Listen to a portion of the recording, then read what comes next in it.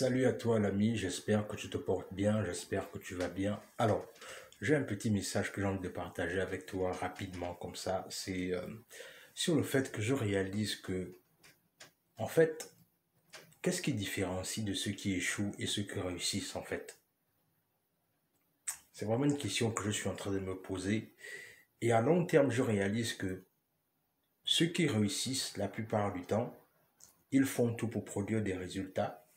Et ceux qui échouent font tout pour produire des excuses. Et le truc, c'est que quand je parle de résultats ici, c'est qu'à un moment donné, pour avoir les résultats que tu veux, pour avoir les chiffres que tu désires, il faut apprendre à faire ce que tu n'as jamais fait. Je répète, pour avoir les résultats que tu cherches ou encore les chiffres que tu désires, il faut apprendre à faire ce que tu n'as jamais fait. Le truc, c'est que la plupart du temps, beaucoup d'entre nous, ce qu'on veut souvent faire, c'est que on veut atteindre certains objectifs, mais sans pourtant assez mouler le maillot. Ce qu'on veut faire, c'est que on veut devenir excellent dans un domaine, mais quand il s'agit de passer à l'action et de faire les efforts qu'il faut pour euh, exceller dans ce domaine-là, la plupart du temps, on ne voit personne. Et du coup, je réalise aussi, c'est que c'est quand tu es capable de faire ce que tu n'as jamais fait que tu auras des résultats que tu n'as jamais eus.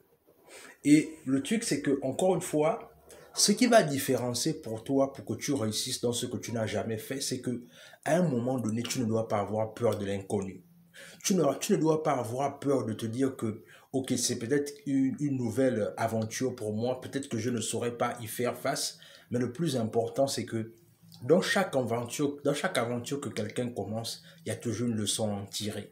Il y a toujours un message subliminal à en tirer. Il y a toujours une expérience à en tirer, en fait. Et c'est la raison pour laquelle, pour cette nouvelle année, ce que moi je te souhaite véritablement encore, c'est que il faudrait que tu te donnes des challenges.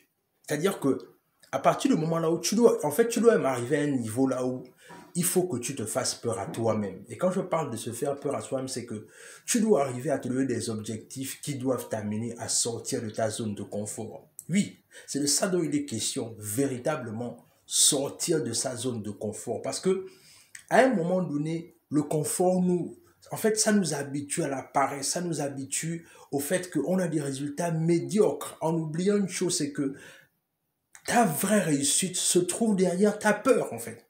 C'est-à-dire, aujourd'hui, peut-être que tu ne gagnes pas ce que tu devrais gagner. Peut-être parce que tu as peur d'aller vers la porte, en fait, là où il y a ta peur.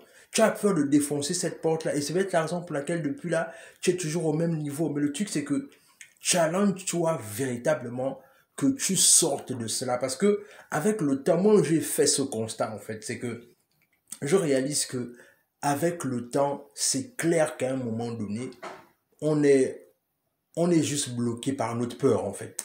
C'est pas qu'on n'est pas bon, c'est pas que on n'a pas le talent qu'il faut, c'est pas que on ne peut pas gagner les sommes d'argent qu'on devrait gagner. Non, c'est juste que qu'est-ce que tu es prêt à mettre sur la table? Est-ce que tu es prêt à sortir de ta zone de confort pour aller chercher quelque chose que tu veux vraiment mais que tu n'as pas le courage de prendre.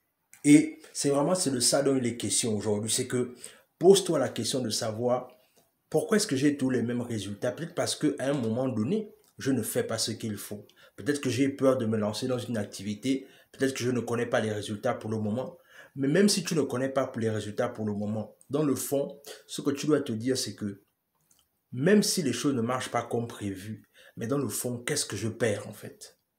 Et c'est quand tu vas commencer à minimiser ce que tu vas perdre et que ce que tu vas gagner, que tu vas te sentir prêt à te lancer. Dans tous les cas, c'est ce que je voulais rapidement partager avec toi. Dis-moi ce que tu en penses en commentaire. Partage la vidéo autour de toi. Laisse un like, laisse un commentaire. Et sur ce, on se dit à la prochaine.